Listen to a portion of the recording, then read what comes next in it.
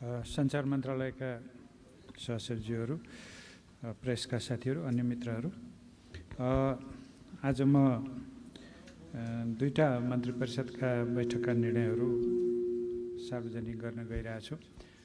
सबभन्दा पहिले पछिल्लो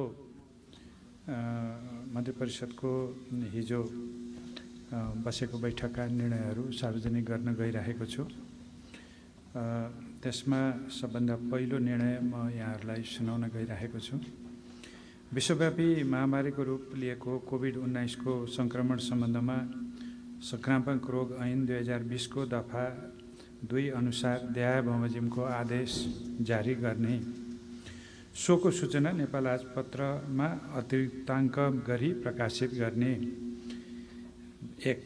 देहायका सेवा र कार्यहरू हाललाई सञ्चालन नगर्ने शैक्षिक संस्थाहरू जसभित्र विद्यालय, कलेज, ट्युसन सेन्टर, तालिम केन्द्र पर्छन् लगायतका कुराहरू। अनुमति प्राप्त बाहेकका अन्तर्राष्ट्रिय र आन्तरिक उडानहरू, मैले जे भन्दैछु यी सबै नगर्ने भित्रका नै हुन्। फेरि म स्मरण गराउँ, तोकिए बाहेकका अन्तर्राष्ट्रिय सीमा नाकाबाट हुने आवत जावत, सबै प्रकारका सभागोष्ठी, तालिम, सेमिनार, सबै प्रकारका प्रदर्शन, भेला तथा सम्मेलन, cinema hall, party palace, dance bar लगायतका मनोरञ्जन स्थल, सार्वजनिक पुस्तकालय, सङ्ग्रहालय, चिडियाखाना, स्पा, सेलुन र beauty parlour, swimming pool, gymkhana लगायतका हेल्थ क्लबहरू, सपिङ मलहरू, समूहमा खेलिने खेलकुद र खेल मैदानमा हुने प्रस्तुतिहरू, सबै प्रकारका धार्मिक तथा सामाजिक स्थलहरू, यात्रुवाहक सार्वजनिक सवारी साधन, त्यसमा पर्यटक सवारी साधन समेत हो, त्यो अहिले खोलिएको छैन, र काठमाडौँ उपत्यकाको हकमा काठमाडौँ उपत्यकाभित्र र अन्य जिल्लाको हकमा सोही सम्बन्धित जिल्लाभित्र मात्र जोर बिजोर प्रणालीमा सञ्चालन हुने निजी सवारी साधन बाहेकका अन्य निजी सवारी साधन, यी सबै चाहिँ हाल सञ्चालन नगर्नेमा परेकाहरू हुन्। दोस्रो निर्णय यही आदेशकै दोस्रो बुँदा म पढ्न गइरहेको छु। सामाजिक दूरी कायम गर्ने, जनस्वास्थ्य लगायतका स्वास्थ्यका सबै सुरक्षाका उपायहरू अपनाउने र त्यो स्वास्थ्य सुरक्षाका मापदण्ड र चाहिँ अरू कुराहरू, सामाजिक दूरी कायम गर्ने कुराहरू पालना गरेर गर्न सकिने कुराहरू मैले यहाँ उल्लेख गर्न गइरहेको छु। र देहायका सेवा तथा कार्यहरू सञ्चालन गर्ने, त्यसमा स्वास्थ्यसँग सम्बन्धित सबै सेवा जसमा निजी क्लिनिकहरू समेत पर्छन्, त्यसै गरी सबै प्रकारका कृषि र पशुपक्षी व्यवसाय, उत्पादनदेखि बिक्री वितरणसम्मको सबै श्रृङ्खला खुला गरिएको छ। उद्योग, व्यापार, व्यवसाय, पसल र डिपार्टमेन्ट स्टोरहरू खुला गरिएका छन्। म फेरि दोहोऱ्याउँ, उद्योग, व्यापार, व्यवसाय, पसलहरू र डिपार्टमेन्ट स्टोरहरू खुला गरिएका छन्। सपिङ मलहरू खुला गरिएको छैन, डिपार्टमेन्ट स्टोरहरू खुला गरिएको छ। खाद्य वस्तुहरू समेतका चिजहरू को चाहिँ बिक्री वितरणलाई सहज गर्नको लागि हो। त्यसपछि सबै प्रकारका ढुवानीहरू, आधारभूत वस्तुहरूको ढुवानी सेवा योभन्दा अगाडि पनि चलेकै थियो, अहिले चाहिँ सबै प्रकारका ढुवानी सेवाहरूलाई खुला गरिएको छ। व्यक्तिहरूको पैदल आवागमनलाई खुला गरिएको छ र यो आवागमन गरिरहँदा भिडभाड नगर्ने, आफूले मास्क लगाउने, आफ्नो चाहिँ सुरक्षाको उपायहरू अपनाउने कुराहरू त छँदैछन्, तर सामान्य भिड नगरिकन आवागमन गर्ने, हिँडुल गर्ने कुरालाई खोलिएको छ। साइकल र मोटरसाइकल चल्न दिने निर्णय भएको छ र त्यसमा मोटरसाइकलमा एकजना मात्रै व्यक्ति रहने हो, डबल राइडर अथवा दुईजना चढ्ने व्यवस्था हुन सक्दैन, जसले हाँक्ने हो ऊ मात्रै बस्ने गरी जान सक्ने व्यवस्था गरिएको छ। त्यसपछि खोलिएको अर्को यातायातको क्षेत्रमा काठमाडौँ उपत्यकाको हकमा उपत्यकाभित्र र अन्य जिल्लाको हकमा सम्बन्धित जिल्लाभित्र मात्र जोर बिजोर प्रणालीमा सञ्चालन हुने गरी निजी सवारी साधनहरू चलाउन दिएको छ। ती भनेका निजी व्यक्तिहरूका निजी वाहनहरू हुन् जसमा चालक बाहेक थप 2 जना मात्र त्यसमा सवारी हुन पाउने, सवार हुन पाउने यसको चाहिँ निर्णय हो। त्यसपछि खोलिएका अरू क्षेत्रमा फोहोर मैला व्यवस्थापन पहिलेदेखि पनि खुलै थियो, यसलाई हामीले थप सजिलो बनाउन खोजेका छौँ। विद्युत, दमकल, एम्बुलेन्स, सञ्चार, प्रसारण र हुलाक सम्बन्धी सेवा यो पहिले पनि थियो, यसलाई हामीले निरन्तरता दिएका छौँ। ब्याङ्क तथा वित्तीय संस्था, सहकारी र बिमा सेवा, यो सेवा पहिले हामीले निश्चित सङ्ख्यामा मात्रै, निश्चित समयमा मात्रै भनेका थियौँ, अहिले हामीले यसलाई मन्त्री परिषदको निर्णयपछि यिनीहरू खुला गरिएको छ। नर्सरी र वनजन्य उद्यमहरू, त्यो सम्बन्धी व्यवसायहरू पनि अब खुला भएको छन्। कृषिकै अङ्गको रूपमा पनि यिनीहरू चलिरहने हुनाले र यिनीहरू अलिकति बढी ग्रामीण परिवेशमा पनि चल्ने हुनाले यिनीहरूलाई चाहिँ खुला गर्ने निर्णय भएको छ। विकास आयोजनाहरू, खास गरी निजी क्षेत्रबाट प्रवर्धित विकास आयोजनाहरू, खास गरी पूर्वाधारका आयोजनाहरू, जलविद्युतका आयोजनाहरू समेतका यस्ता आयोजनाहरू पनि अब निर्बाध सञ्चालन गर्ने भन्ने निर्णय भएको छ। त्यो निर्माण कार्यलाई सुचारू गर्न, सञ्चालन गर्नलाई हामीलाई निर्माण सामग्री चाहिन्छ। त्यसो भएको हुनाले नदी तथा खानीजन्य पदार्थको उत्खनन, सङ्कलन, ढुवानी र बिक्री वितरण पनि पूर्णतः खुला गरिएको छ, जसले गर्दाखेरि आधारभूत निर्माण सेवाको लागि निर्माण सामग्रीको अभाव नहोस् भन्ने सरकारको ध्येय हो। त्यसपछि रेस्टुरेन्टको क्षेत्रमा केही अलिकति खुकुलो गर्न खोजिएको छ। त्यो भनेको रेस्टुरेन्टबाट प्याकिङको माध्यमबाट र टेक अवे सेवाको माध्यमबाट रेस्टुरेन्टको खानाहरू सेवा लिन सकिने व्यवस्था गरिएको छ। रेस्टुरेन्टमा बस्ने, भिडभाड गर्ने होइन, तर प्याक्ड खाना र चाहिँ त्यसै गरी टेक अवे भनेको आफूले त्यहाँको प्याक्ड खाना घरमा लिएर जानको लागि, आफ्नो परिवारमा बसेर खानको लागि अथवा कार्यस्थलमा लिएर जानको लागि चाहिँ रेस्टुरेन्टहरूबाट खाना सङ्कलन गर्न सकिने पनि निर्णय गरिएको छ।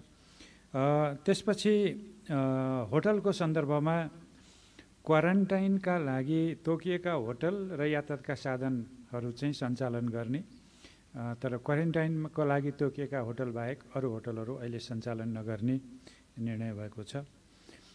त्यसपछि अर्को एउटा चाहिँ सहज गरिएको क्षेत्र सरकारी कार्यालय हो। शिक्षण संस्थाका कार्यालयहरू हुन्, शिक्षण संस्थाको पठन पाठन होइन, तर कार्यालयहरू हुन्। गैर सरकारी र निजी क्षेत्रका कार्यालयहरू पनि हुन् र ब्याङ्क तथा वित्तीय संस्थाहरू पनि हुन्। यी सबै 2 सिफ्टमा चल्छन् र बिहान 8 बजेदेखि दिउँसो 1 बजेसम्म एउटा सिफ्ट चल्छ र दिउँसो 1 बजेदेखि साँझ 6 बजेसम्म अर्को सिफ्ट चल्छ। खास गरी आवागमनमा, यातायातमा धेरै भिडभाड नहोस् भन्ने पनि एउटा तर्क हो र अर्को चाहिँ कार्यस्थलमै पनि एउटा दूरी, भन्न त हामी सामाजिक दूरी भन्छौँ, तर त्यो भौतिक दूरी हो। कार्यस्थलमै पनि भौतिक दूरी हामीले 2 मिटर भनिरहँदा कतिपय अवस्थामा कार्यालयहरूमा त्यो सम्भव नहुने हुनाले 2 सिफ्ट सञ्चालन गर्ने। म फेरि दोहोऱ्याउँछु, बिहान 8 बजेदेखि 1 बजेसम्म र 1 बजेदेखि बेलुका 6 बजेसम्म 2 सिफ्ट कार्यालयहरू पूर्ण रूपमा सञ्चालित हुन्छन्। त्यसले गर्दाखेरि बढी भिडभाड नभई आधारभूत सेवाहरू प्रवाह गर्नलाई र यसै पनि यो आर्थिक वर्षको अन्त्य छ, धेरै कामहरू गर्नुपर्ने पनि स्थिति छ, त्यसलाई पनि सहजीकरण गर्नलाई अलिकति बढी यसमा सहज गर्नु परेको हो।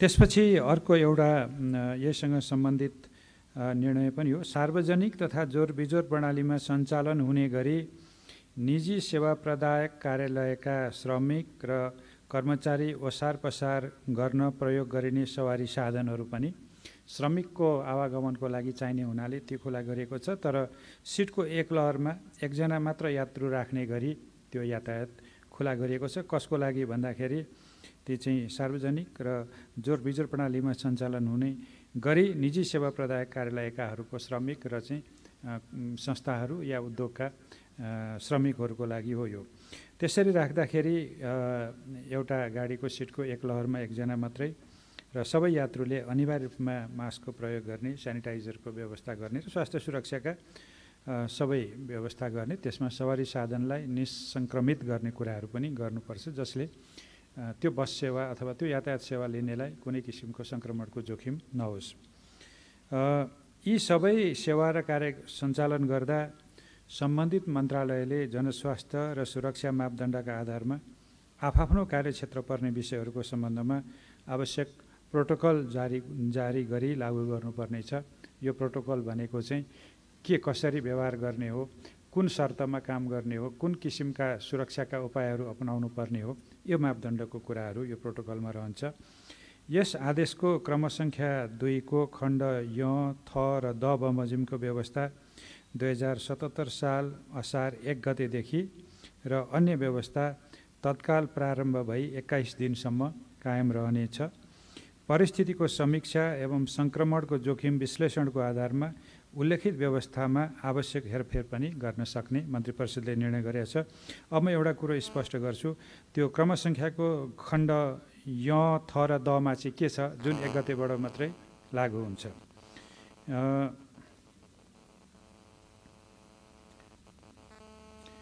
त्योसँग सम्बन्धित विषयहरू चाहिँ यहाँ हार्ड कपीबाट हेर्छु। यसको विवरण म अहिले यहाँहरूलाई सार्वजनिक गर्दाखेरि प्रकाशितै कपीमा दिनेछु। अब म यसपछि ज्येष्ठ 22 गते र 28 गतेका अरू निर्णयहरू मन्त्री परिषदका निर्णयहरू यहाँहरूलाई सार्वजनिक गर्न गइरहेको छु। र खास गरी योभन्दा अघिल्लो पत्रकार सम्मेलन हामीले नियमित गर्न पाएनौँ बजेटको व्यस्तताको कारणले। त्यसो हुनाले म अहिले यो हिजोकै मन्त्री परिषदका निर्णयहरू थप निर्णयहरू जानकारी गराउन गइरहेको छु।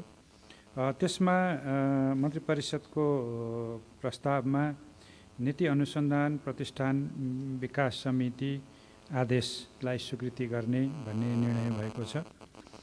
त्यसै गरी अर्थ मन्त्रालयको प्रस्तावमा जापान सरकारबाट सन् 2020मा छात्रवृत्तिको रूपमा प्राप्त हुने जापानी येन 365 मिलियन अथवा करिब 40 करोड रुपियाँको अनुदान स्वीकार गर्ने भन्ने निर्णय भएको छ।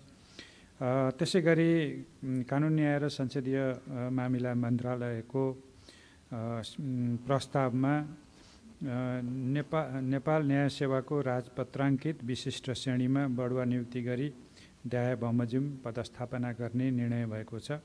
त्यसमा अर्थ मन्त्रालयका सहसचिव श्री उदयराज सापकोटालाई बढुवा नियुक्ति गरी सत्यनिरूपण तथा मेलमिलाप आयोगको सचिव पदमा र कानुन न्याय र संसदीय मामला मन्त्रालयका सहसचिव धनराज गेवालीलाई बढुवा नियुक्ति गरी प्रधानमन्त्री तथा मन्त्री परिषदको कार्यालयको सचिव पदमा बढुवा गर्ने र पदस्थापन गर्ने निर्णय भएको छ।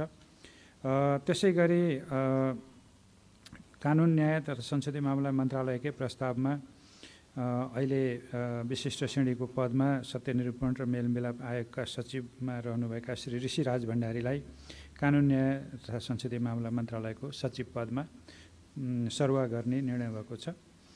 गृह मन्त्रालयका केही निर्णयहरू छन्। खास गरी राष्ट्रिय मानव अधिकार आयोगको सिफारिस बमोजिम करिब 12 जना देवेन्द्र लाल कर्ण लगायत 12 जना व्यक्ति तथा परिवारलाई 14,52,000 आर्थिक सहायता क्षतिपूर्ति स्वरूप उपलब्ध गराउने निर्णय भएको छ। त्यसै गरी गृह मन्त्रालयकै प्रस्तावमा विषादीयुक्त मदिरा सेवनबाट मृत्यु भएका महोत्तरी जिल्लाका महेन्द्र चौधरी लगायतका 12 जनाको परिवारलाई प्रति मृतक 2 लाखका दरले रु 24 लाख राहत क्षतिपूर्ति उपलब्ध गराउने निर्णय भएको छ। त्यसै गरी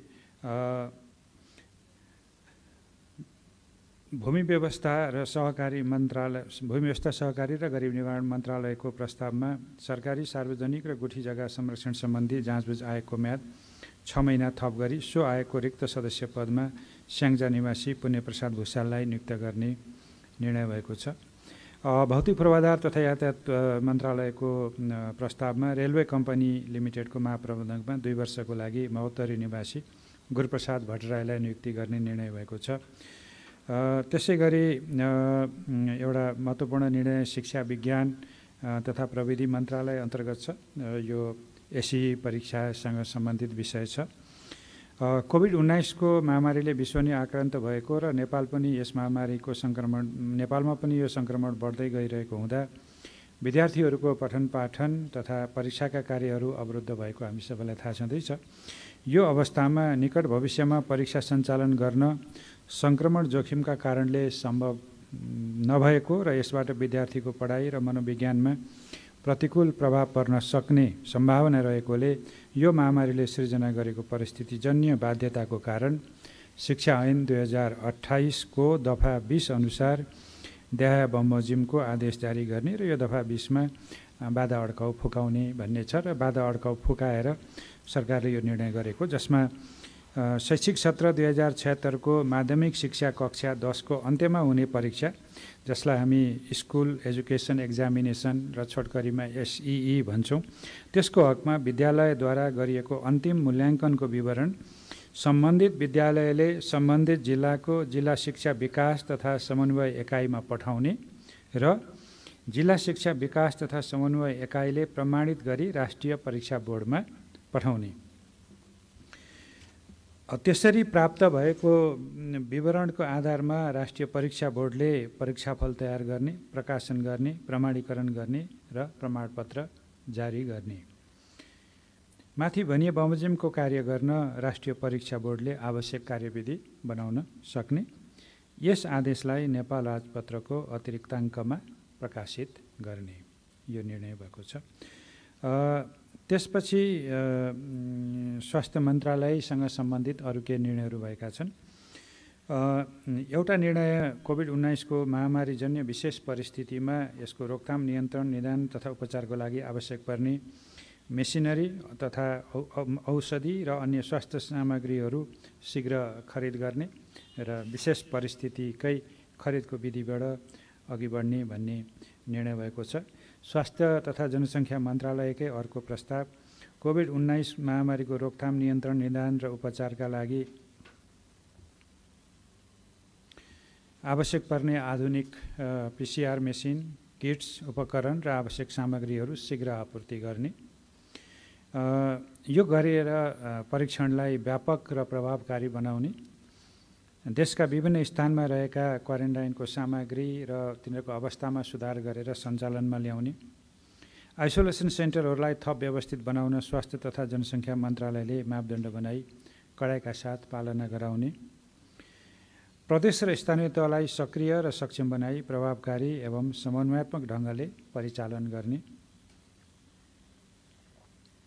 यति निर्णयहरू स्वास्थ्य तथा जनसङ्ख्या मन्त्रालय अन्तर्गतका प्रस्तावहरूबाट चाहिँ निर्णय भएका छन्।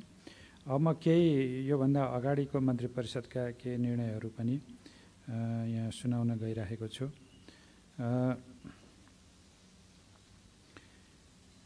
2077 साल जेठ 22 गतेको मन्त्री परिषदको बैठकका निर्णयहरू अब सुरु हुन्छन्।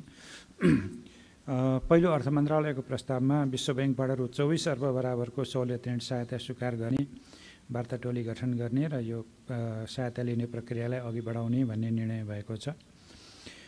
गृह मन्त्रालयको प्रस्तावमा एउटा महत्त्वपूर्ण निर्णय भएको छ, जुन साबिक बमोजिम सामाजिक सुरक्षा भत्ता प्राप्त गरिरहेका 60 वर्ष उमेर पुरा नगरेका विधवा महिलालाई मासिक रु 2000 का दरले चालु आवको तेस्रो चौमासिक 2076 चैत्रदेखि 2077 असारसम्मका लागि हुन आउने रकम सामाजिक सुरक्षा भत्ता उपलब्ध गराउने, साबिक बमोजिम सामाजिक सुरक्षा भत्ता प्राप्त गरिरहेका अति अशक्त अपाङ्गता अथवा ख वर्गको अपाङ्गताको परिचय प्राप्त लाभग्राहीलाई मासिक रु 1600 का दरले चालु आवको तेस्रो चौमासिक 2076 चैत्रदेखि 2077 असारसम्मको लागि सामाजिक सुरक्षा भत्ता सहायता स्वरूप उपलब्ध गराउने। यो विषय चाहिँ सामाजिक सुरक्षा सम्बन्धी ऐन र नियमावलीहरूमा भएको व्यवस्थाबाट केही यो सामाजिक सुरक्षा सम्बन्धी प्रावधानहरू परिमार्जित भएका थिए र त्यो संशोधन गर्ने विधेयकलाई संशोधन गर्ने कुरा पनि अगाडि बढेको छ। तर अहिले चाहिँ उहाँहरूले प्राप्त गरिरहनु भएको जुन किसिमको सामाजिक सुरक्षा भत्ता छ त्यसलाई निरन्तरता दिनको लागि अहिले चाहिँ आर्थिक सहयोगको सहायताको रूपमा त्यसलाई अघि बढाउने र चाहिँ पछि कानुनी रूपमा नै त्यसलाई संशोधन गरेर मिलाउने गरी यो निर्णय गरेको र अब यसरी यो सम्बन्धी जति पनि एक किसिमको के भएको भन्ने दुविधा भएको थियो त्यो रहने स्थिति छैन। त्यसपछि एउटा परराष्ट्र मन्त्रालयको प्रस्तावकोमा निर्णय भएको छ, जुन नेपाल भारत सीमा सम्बन्धी प्रमाण सङ्कलनका लागि श्री विष्णुराज उप्रेती जो अहिले नीति अनुसन्धान प्रतिष्ठानको अध्यक्ष हुनुहुन्छ, उहाँको संयोजकत्वमा एउटा 9 सदस्यीय विज्ञ समूह गठन भएको छ। त्यो विज्ञ समूहमा को हुनुहुन्छ भन्ने अहिले सर्कुलेट गर्नुहुन्छ र तपाईहरूले त्यो प्राप्त गर्न सक्नुहुनेछ। सञ्चार तथा सूचना प्रविधि मन्त्रालयको प्रस्तावमा चलचित्र विकास बोर्डको रिक्त अध्यक्ष पदमा श्री दयाराम दाहाललाई 2 वर्षको लागि नियुक्ति गर्ने निर्णय पनि भएको छ।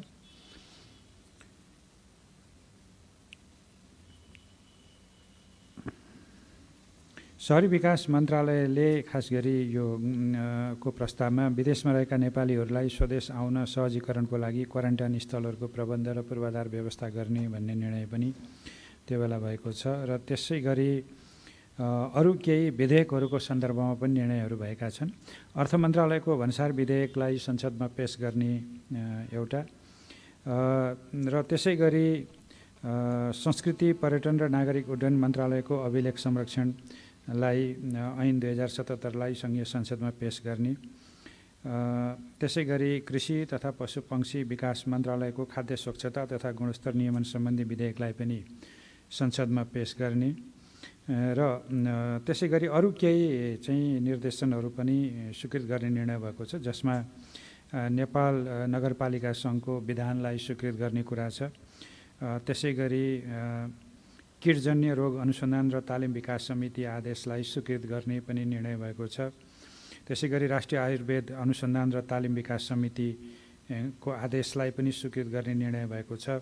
त्यसै गरी सिंहदरबार वैद्यखाना विकास समिति गठन आदेश 2077लाई पनि स्वीकृत गर्ने निर्णय भएको छ र वातावरण संरक्षण नियावली 2077लाई पनि स्वीकृत गर्ने निर्णय भएको छ। अझ अर्को पनि एउटा महिला शान्ति र सुरक्षा सम्बन्धी संयुक्त राष्ट्र सङ्घ सुरक्षा परिषदको प्रस्ताव नम्बर 1325 र अन्य पूरक प्रस्तावहरूको कार्यान्वयन सम्बन्धी दोस्रो राष्ट्रिय कार्ययोजना पनि स्वीकृत गर्ने निर्णय भएको छ। यी चाहिँ ज्येष्ठ 22 गतेका मन्त्री परिषदका मुख्य निर्णयहरू हुन्। मैले यहाँहरूलाई नेपाल सरकारका 2टा मन्त्री परिषदका बैठकहरूका निर्णयहरू सार्वजनिक गरेँ र यो सम्बन्धी अरू चाहिँ विवरणहरू मन्त्रालयले यहाँहरूलाई उपलब्ध गराउनेछ। धन्यवाद।